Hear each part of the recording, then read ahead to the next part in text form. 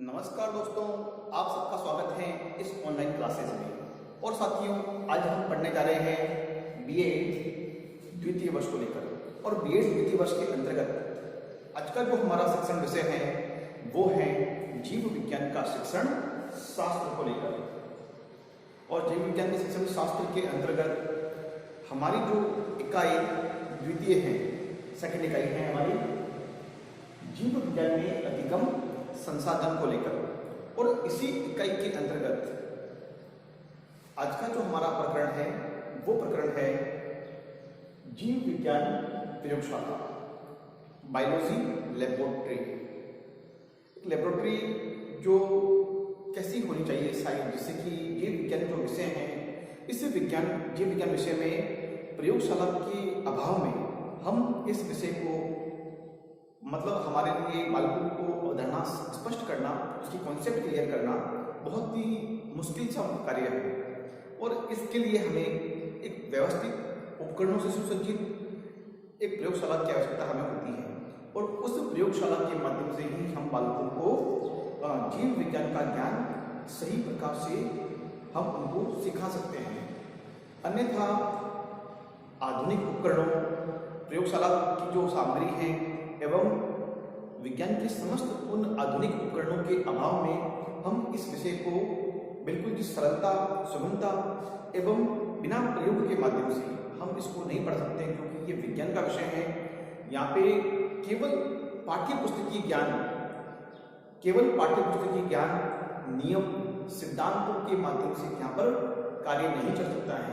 यहाँ पर एक प्रयोग के रूप में, एक प्रायोगिक के रूप में बिल्कुल हमें करके बालकों को बताना पड़ेगा कि ये अवधारणा, ये कॉन्सेप्ट, ये सिद्धांत ऐसा है तो क्यों है।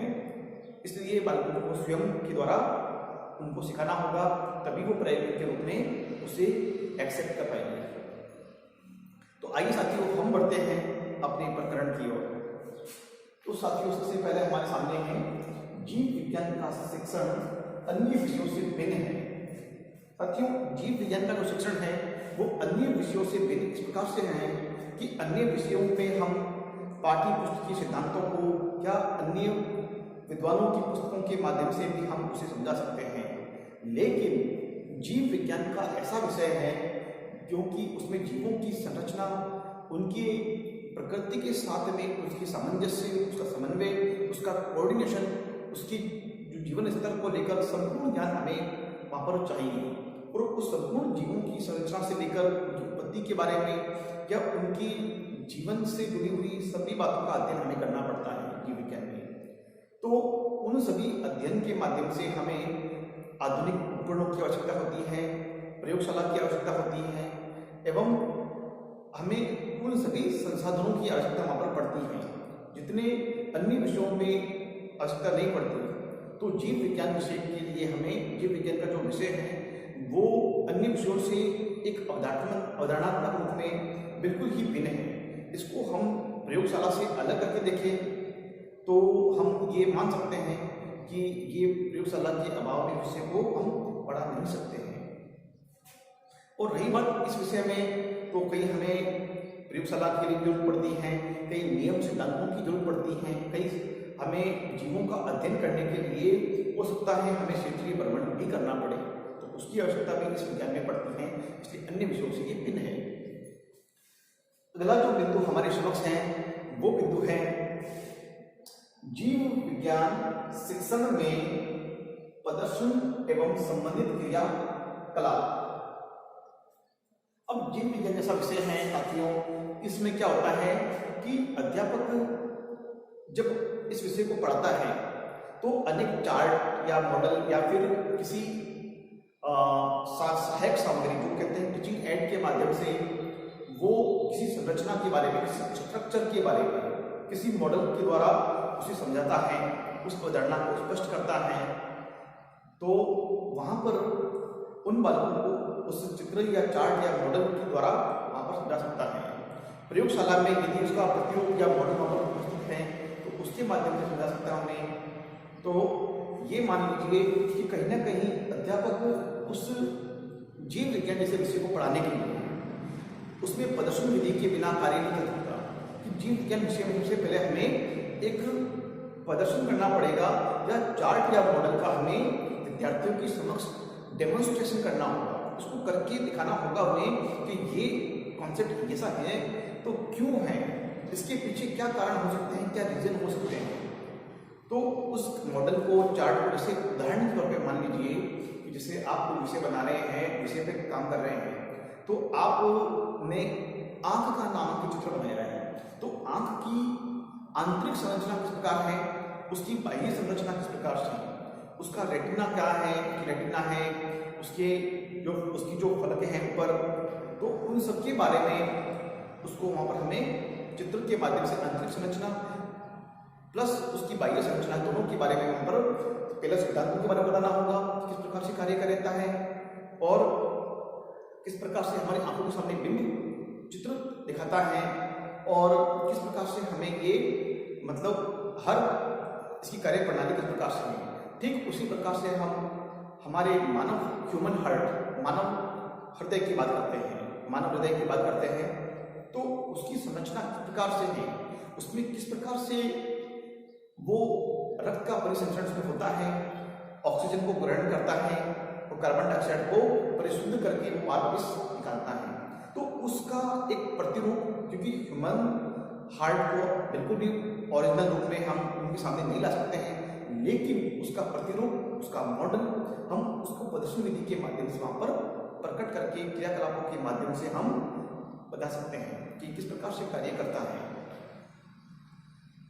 ठीक अगला बिंदु हमारे सामने है, वो बिंदु है संपन्न एवं सुव्यवस्थित प्रयोगशाला।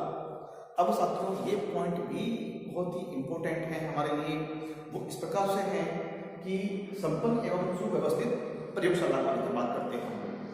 तो किसी भी जीव विज्ञान प्रयोगशाला में हम जाएंगे तो वहां पर हमने कभी शायद आप लोग तो साइंस में हो तो हम जानते हैं उस बारे में कि जीव विज्ञान की प्रयोगशाला है तो उसमें कुछ स्टारफिश के या फिर कुछ जीवों की संरचना उसमें लिक्विड में उड़े हुए रहते हैं प्रयोगशाला में, और उनकी संरचना के बारे में उनके और उसके ऊपर कुछ नोट क्या होता है या ऐसी पुस्तकें होती हैं, वहाँ से स्लाइड्स होती हैं, तो उनके माध्यम से हम वहाँ ज्ञान प्राप्त कर सकते हैं। तो उसमें ऐसे उपकरण भी होते हैं। मान लीजिए हमें किसी संरचना के बारे में पता करना है, तो किसी जीव की संरचना के बारे में पता करना है, तो आप उस जीव विशेष की जो मतलब संरचना का जो भाग है उससे पहले हम इसके नियम सिद्धांतों को पढ़ेंगे। उसके बाद क्या होता है कि उस वहाँ पर जो जीव की संरचना का जो मॉडल होगा या प्रतिरूप होगा उसको देखेंगे। उसके बाद हम उस प्रयोगशाला के अंतर्गत उस जीव की संरचना को हम वास्तविक रूप में देखने का प्रयास करेंगे। तो वहाँ पर क्या होना चाहिए, एक जीव विज्ञान की जो प्रयोगशाला है उसमें बिल्कुल संपन्न एवं आधुनिक तरह की जो उपकरण है वो सारे वहाँ पर मौजूद होने चाहिए और पूरे आधुनिक उपकरणों से वो सुसज्जित होनी चाहिए। तो ये मतलब जो दे रहा है कि आधुनिक उपकरणों से सुसज्जित होगी तभी वो विद्यार्थियों के प्रयोगों में एक सहायक सिद्ध होगी। क्योंकि अध्यापक जब उन्हें पढ़ाएगा या किसी अवधारणा के बारे में उन्हें समझाने का प्रयास करता है तो ऐसी स्थिति में क्या होगा कि बालक केवल एक व्याख्यान को सुनने मात्र से वो अपनी अवधारणा को स्पष्ट नहीं कर सकते हैं, क्योंकि विज्ञान ऐसा विषय है जिसको हम स्वयं पढ़ें, सीखें, समझें एवं स्वयं उसके बारे में हम प्रयोगों के द्वारा उस ज्ञान को हम अपने आप में परिपूर्ण करें, स्वयं करके सीखें। तो उसकी जो एक लाइन है, एक कोटेशन है, एक परिभाषा है, उसके बारे में मैं आपको बताने जा रहा हूं।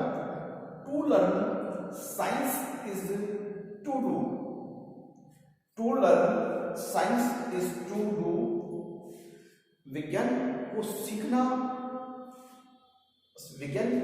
सीखना, टू डू साइंस, विज्ञान को करना है। Science, there is no other way of learning science. विज्ञान को